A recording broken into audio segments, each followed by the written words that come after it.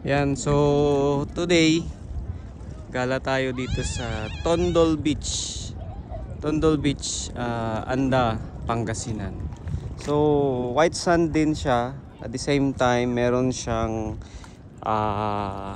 maliit na island dito. Tapos merong sandbar doon na pwede kang, I think pwedeng tawirin yun papunta roon kapag ka low tide. So parang parang ganito, some time of the day pagka low tide, eto yan, so simula doon yung pinanggalingan dun sa kasi nandun yung hotel yung resort accommodation namin.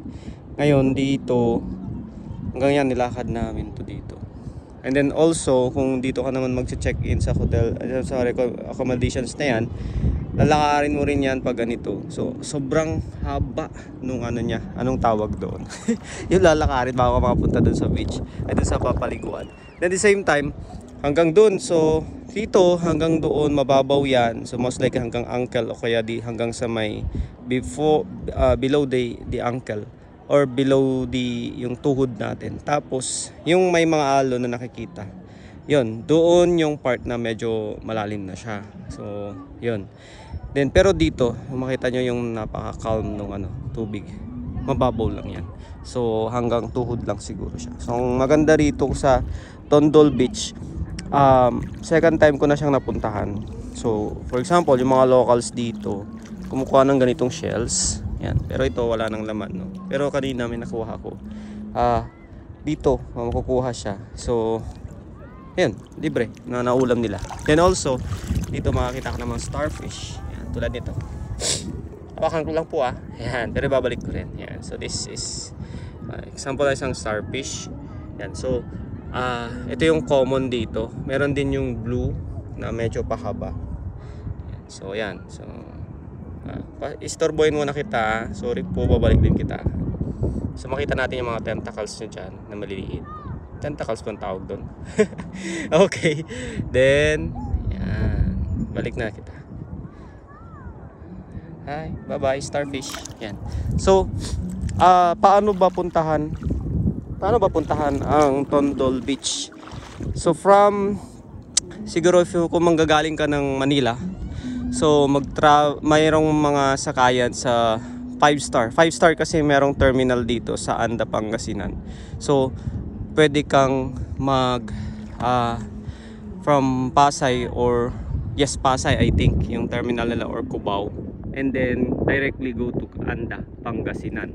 Then dun sa Anda, Pangasinan, may mga tricycle doon sa may bayan. Malapit lang din dun sa terminal ng Anda, ng Anda. Then sasabihin lang po is ang tawag nito, going to Tondol Beach. Then pwede kayo mag-search sa online pwede kayo mag-search dun sa Facebook ng mga accommodation resorts na kung saan ang charge nila, for example, for 2 people, I think 2 person sa isang room, pero parang pang-apatan siya or 6 siya yung isang room Pero kung dalawa lang kayo mag-check-in, I think nasa ang offer sa amin is 2.5 with breakfast na. Pero depende sa season or depende sa kung sakaling merong mga events or kunwari holidays kanyan, mas mahal siya. Then yung room kasi standard doon sa resort na yon. So shout out po sa Sarmiento Resort, ang tawag nun, house, I think parang ganun, resort house, ang ganun. Then may breakfast na siya, 2.5, air conditioned, lahat kompleto sa sa mga gamit.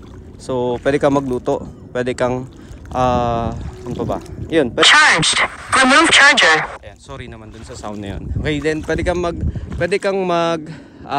anong tawag nito?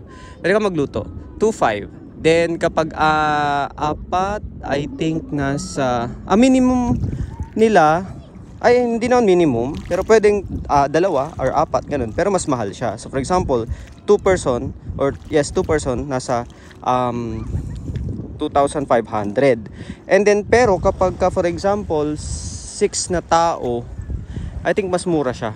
Oo, mas mura siya. Then meron din yung pang 8, meron din yung pang 10, and then meron din yung pinakamarami is nasa nung nakita ko yung room kagabi is nasa pwede ang 14 or 15 na katao sa isang room. Then mas mura yon, parang 1,000 per head lang. Per kumbaga per night. Yan. So ang check-in time nila is nasa around 12 o'clock in the 12 o'clock noon, 12 noon. And then ang check-out naman on the next day is nasa 2 o'clock. I think 12. Parang 12 din, parang ganun. So, 12 noon, tapos 12 noon din yung checkout. And then, pwede rin naman mag-extend ng hanggang 2 hours, hanggang 2 o'clock in the afternoon. Pero, ano yun, kumbaga, wala siyang charge kung walang susunod na guest. So, pwede yun, inaalaw nila. So, depende naman mapapakiusapan. And then, ano pa ba? So, from paggaling ka naman ng, for example, Dagupan sa Northern or Baguio, parang ganyan. Punta ka muna ng Dagupan and then after pagbaba mo ng Dagupan, merong terminal doon na Victory and then pwede ka mag-cutting trip, baba ka ng Alaminos and then sakay ka ng Santa Cruz na Victory na bus.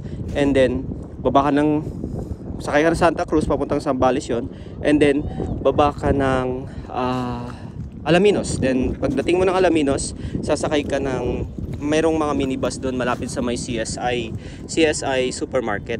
And then yung minibus doon malapit sa may munisipyo na lang, yun, munisipyo. And then ang presyo is from Dagupan to Alaminos is 122 Victory bus yun. Then from Alaminos going to Anda is 70 pesos. And then from pag nakarating ka na ng bayan ng Anda, so sakay ka ng tricycle, sabihin mo lang is Tondol Beach.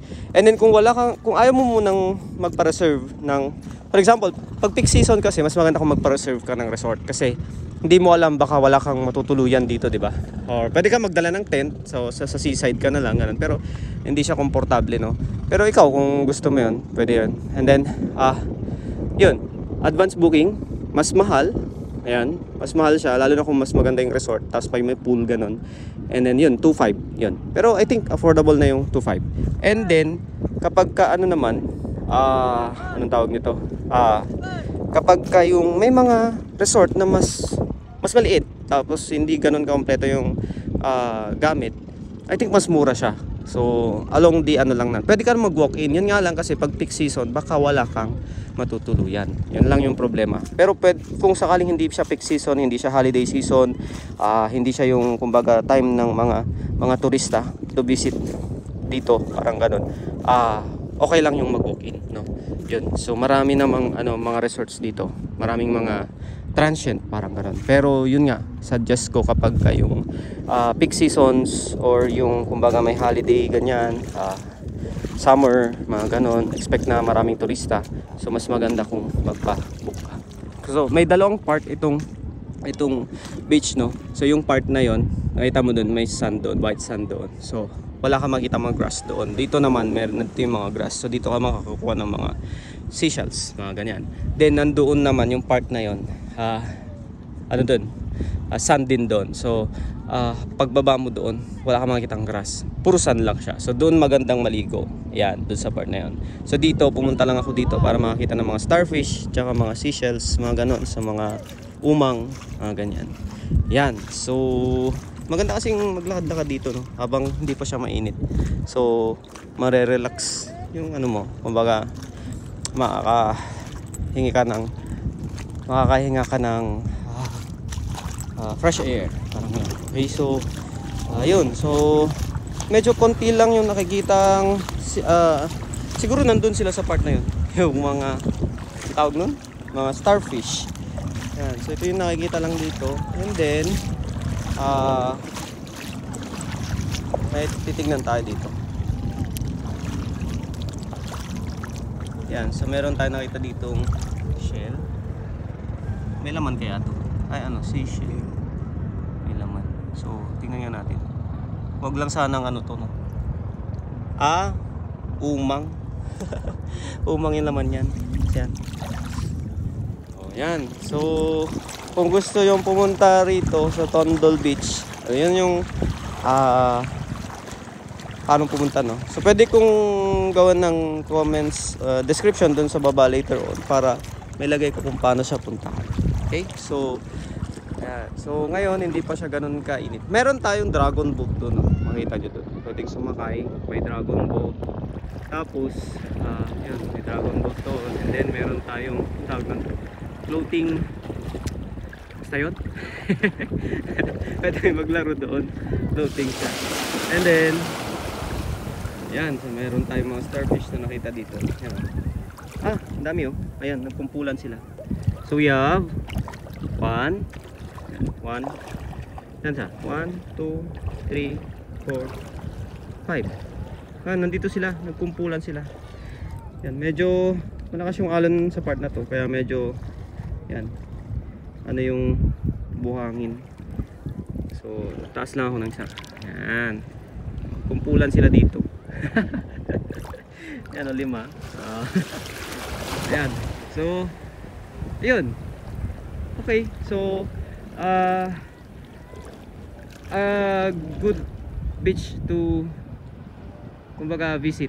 Ayan, isa sa mga hidden gems ng Pangasinan, specifically Anda, Pangasinan.